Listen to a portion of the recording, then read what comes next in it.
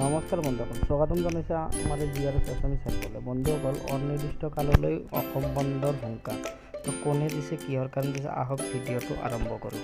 তাৰ আগতে যদি আপুনি চেনেলটোত নতুন হয় তো প্লিজ ছাবস্ক্ৰাইব কৰিব আৰু কাষত থকা বেল আইকনটো দবাই দিব। অনিৰ্দিষ্ট কাললৈ অসম বন্ধ, অৰ্থনৈতিক অৱৰোধৰ হুংকাৰ। ৬ জনগোষ্ঠী জনজাতিকৰণৰ বিৰোধিতা অনিৰ্দিষ্ট কালৰ বাবে অসম বন্ধ আৰু অৰ্থনৈতিক অৱৰোধ ঘোষণা কৰাৰ হুংকাৰ দিছে ৰাজ্যৰ জনজাতি সংগঠনসমূহৰ উচ্চ মঞ্চই। Coordination committee of the tribal organisation of Assam শেহতীয়াকৈ নতুন দিল্লী ৬ জনগোষ্ঠীৰ জনজাতিকৰণৰ বিৰোধিতাত ৰাষ্ট্ৰীয় জনমত গঠন কৰিবলৈ চেষ্টা চলাই থকা সংগঠনটোৰ নেতৃত্বই আজি এখন সংবাদ মেলত জনজাতিকৰণৰ বিধেয়কখন বাতিল কৰিবলৈ দাবী জনাই কয় যে যদিহে কেন্দ্ৰীয় চৰকাৰে উক্ত বিধেয়কখন গৃহীত কৰে তেনেহ'লে অসমত ভয়ানক পৰিস্থিতিৰ সৃষ্টি হ'ব। ঐক্য মঞ্চৰ আহ্বায়ক তথা সদৌ অসম ট্ৰাইবেল সংঘৰ সাধাৰণ সম্পাদক আদিত্য খাখলাৰীয়ে কেন্দ্ৰীয় আৰু ৰাজ্য চৰকাৰক তীব্ৰ সমালোচনা কৰি কয় যে ৬ জনগোষ্ঠী জনজাতিৰ মৰ্যাদা প্ৰদান কৰাৰ লগে লগে ৰাজ্যখনত পূৰ্বৰ পৰা থকা জনজাতীয় লোকসকল ৰাজনৈতিক, অৰ্থনৈতিক, সামাজিক তথা শৈক্ষিক সকলো দিশতে বঞ্চিত হ'ব। এনে পৰিস্থিতিত কোনো কাৰণতে ৬ জনগোষ্ঠীৰ জনজাতিকৰণৰ বিধেয়কখন গৃহীত হ'বলৈ দিয়া নহ'ব বুলিও স্পষ্ট কৰি দিয়ে।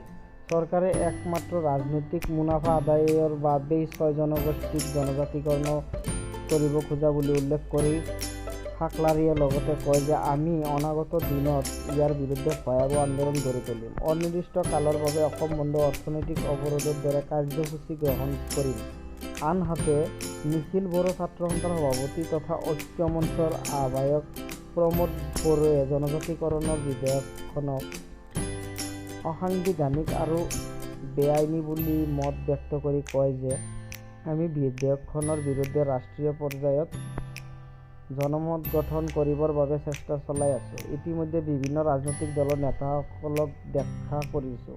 লোকসভাত থকা ৪৭জন জনজাতীয় সাংসদক সাক্ষাৎ কৰাৰ কথা জনাই তেওঁ লগতে কয় যে দেশৰ বিভিন্ন প্ৰান্তৰ জনজাতীয় সাংসদসকলে উক্ত বিধেয়কখনৰ বিৰুদ্ধে থিয় দিব বুলি আমাক বিশ্বাস দিছে। কেন্দ্ৰীয় চৰকাৰে বৰ্তমানৰ জনগোষ্ঠীয় লোকসকলক কোনো ধৰণৰ আস্থাত নলৈ ৬ জনগোষ্ঠীক জনজাতিকৰণ কৰিব খুজিছে বুলি জনাই বড়োৱে স্পষ্টভাৱে কয় যে ৬ জনগোষ্ঠীৰ ভিতৰত থকা কেইবাটাও জনগোষ্ঠী বহুকেইটা উন্নত জনগোষ্ঠী।